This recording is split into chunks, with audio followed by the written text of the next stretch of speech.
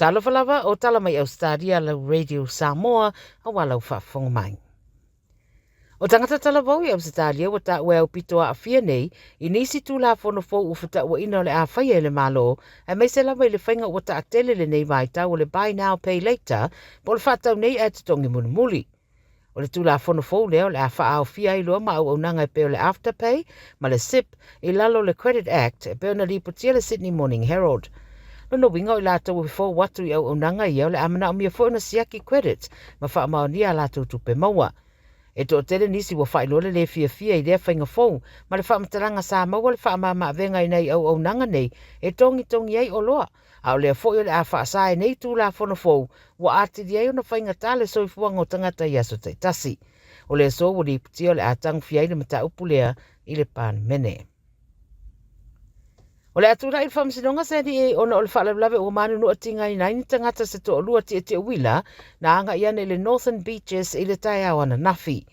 Whai mai po le tere tito le ono na tupoi le whalawlawe ua feto a eile ta avale ma wila I Forest Way I Belrose. O le isi tangata na awhia fast food fitu tau sanga o Nick Sky si iane le wharamai I le wale le helikopter ti ngā ina ma ua whaia tau tonga whai mai a awhia le whai ai sei tulou. O le ise rimas furuono tau sanga Michael Collins o lo il wharamai I se tūlanga ti ngā ina. O le aveta avale luas fu whatau sanga I le iei ona mua manuanga mai le whaalawenawe a ua mōria I le aveta avale whatamala ua mafuai manuanga tū ngā ma isi mōrianga I whatatau le whafuaina o le ta avale ua te tala I tua e tādi ai le isi aso I le whamsinonga le so luas fu whao I ulai.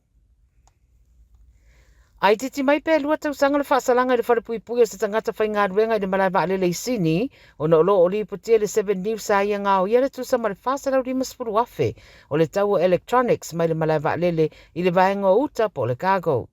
Whai mai le ripoti le ri e toru sulwaru tau sanga mai Green Valley o se tangata la uta I le malai wa alele le temia o whai ngā ruenga sa whai ngā suenga I le mata upule nei taluna whaato a ripotia mai ia Februari lua afe lua.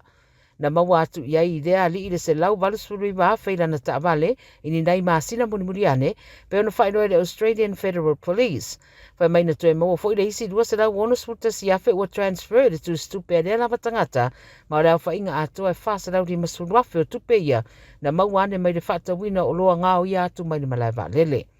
O lana paanga e whaasfu di matausanga na mōdia fo I le nei mata upu o la io ina uma o la mōdianga le tausanga taruai whaasala le tamaita I whaianga nuenga le community whaasala le li I le tolu tausanga ma le whamasina mai te tau na turi le rua tausanga whatoanga wa ai le palola. E tolu tausanga o le tamaititi na la vei se taavale le o ngā tatono Queenslandi le Rockhampton Showgrounds ana nafi ma umailo naola. Mala wane so soni fa vave le vanga tu poi le fa le vave nei po le te le afo le fai le fiafi tong fitia ia paramedics le tamaititi pe tai na mariu lava mulimuriane tong fitia ma se tamaitai pe amar fast food tau sanga a vetu le fa mai Rockhampton o lo fa au le so enga leo ma tau fa mautu le mafuanga o le nei fa le lave.